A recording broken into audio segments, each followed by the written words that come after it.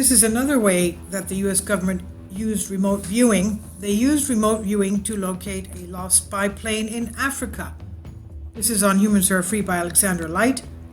He says, for thousands of years, we've been fascinated by the idea of ordinary people being able to do extraordinary things, especially with their mind, their thoughts. Whether it's a story rooted in ancient philosophy or an account of the supernormal abilities displayed by Eastern monks, the possibility that there exists extended human capacities continue to capture our imagination. We have a wealth of literature and myth dedicated to the topic, and as a result, scientists are finally taking notice. A number of studies and programs have been conducted with significant statistical results which demonstrate that these are real phenomena, the implications of which are far-reaching. And you may find the video before this one very interesting. Army Remote Viewer reveals details about ETs and the alien presence on our Earth. He claims that he has seen 5 bases all over the world in mountains. Now, one program here to attest to the reality of these extended human capacities is the Stargate project, is a program established by the United States Army, the Defense Intelligence Agency, and SRI International to study psychic phenomenon. Kindly support my Patreon account since YouTube has again demonetized my YouTube channel. The daily posts are 5 videos daily, and they are totally different from what I have on my YouTube channel. Thank you so much for your support and that you find all my content so interesting. You'll find the Patreon account details in the description box below. The Stargate program. Now, the program actually lasted more than 2 decades, and the results were declassified after the program was supposedly shut down. Our world is drenched in secrecy, think blank budget, and the United States government, one example, classifies up to 500 million pages of documents every single year. Now, this remote viewing doesn't only take place in the United States, it takes place with many governments across the world. Now, even when something is allowed to be published and released for the public viewing, it remains a fairly safe assumption that much has still been withheld from public knowledge regarding these programs. One project is the Stargate umbrella. Under this umbrella involved remote viewing, which is the ability of individuals to describe a remote geographic location up to several 100,000 kilometers away, sometimes even more, from their physical location. To summarize, over the years, the back and forth criticism of protocols, refinement of methods, and successful replication of this type of remote viewing in independent laboratories has yielded considerable scientific evidence for the reality of the remote viewing phenomenon. Adding to the strength of these results was the discovery that a growing number of individuals could be found to demonstrate high-quality remote viewing, often to their own surprise. The development of this capability at SRI has evolved to the point where visiting CIA personnel with no previous exposure to such concepts have performed well under controlled laboratory conditions, they said.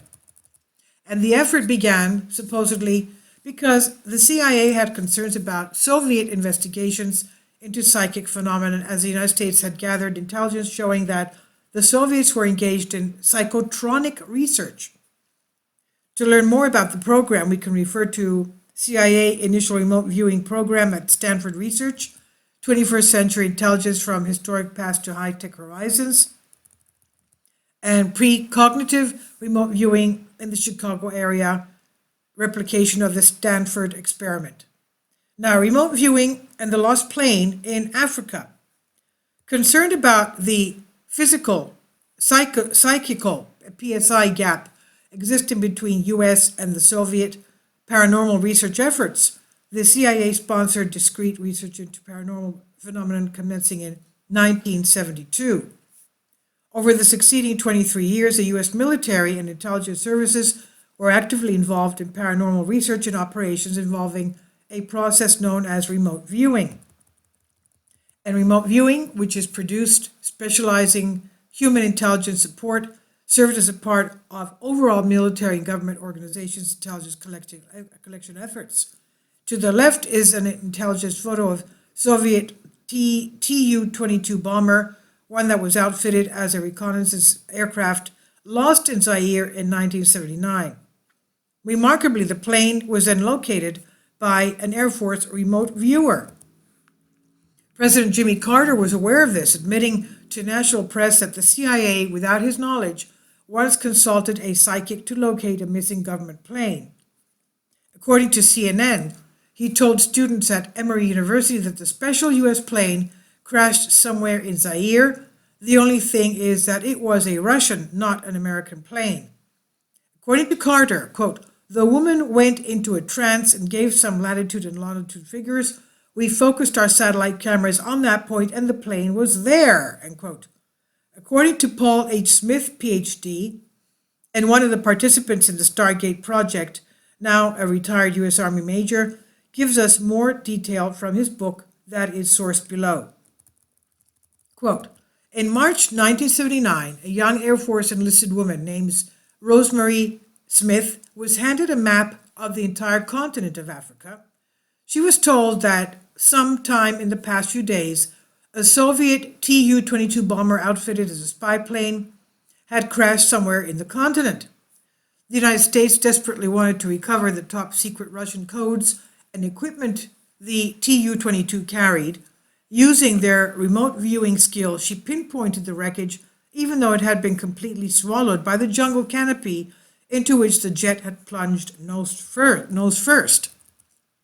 This is one example of many successful hits that came out of the program. For example, prior to the flyby of Jupiter by Pioneer 10, a spacecraft launched into space in 1972, and the first to fly directly through the asteroid belt and make observations of Jupiter, a gentleman by the name of Ingo Swann, was able to successfully describe and view a ring around Jupiter which scientists had no idea even existed. This took place precisely before the first ever flyby of Jupiter by NASA's Pioneer 10 spacecraft, which confirmed that the ring did actually exist, and the results were published, and they are likely earlier in this article. Now, to determine whether it was necessary to have a beacon individual at the target site, Swann suggested carrying out an experiment to remote view the planet Jupiter before the upcoming NASA Pioneer 10 flyby. In that case, much to his chagrin and ours, he found a ring around Jupiter and wondered if perhaps he had remote viewed Saturn by mistake. Our colleagues in astronomy were quite unimpressed as well, until the flyby revealed that an unanticipated ring did in fact exist around Jupiter. Pretty fascinating, isn't it? Swann went on to write about the moon and other strange factors that are associated with space we have yet to become aware of. Now, it's also important to mention here that these are black budget programs which have very little, if any, oversight from the U.S. Congress. Within these, we have special access programs, SAP, and from these we have an unacknowledged and waived SAPs. These programs do not exist publicly, but they do indeed exist. They are better known as deep black programs. A 1997 U.S. Senate report described them as so sensitive that they are exempt from standard reporting requirements to the Congress. The former Canadian Defense Minister Paul Hellyer once told us that it is ironic that the U.S. would begin a devastating war, allegedly in search of weapons of mass destruction, when the most worrisome developments in this field are occurring in your own backyard. He said it's ironic that the U.S. should be fighting monstrously expensive wars in Iraq and Afghanistan, allegedly to bring democracy to these countries, when it itself can no longer claim to be called a democracy, when trillions, and I mean thousands of billions of dollars, have been spent on projects about which both the Congress and the Commander-in-Chief, the President of the United States that is, have been kept deliberately in the dark, end quote. This is what Paul Hellyer said.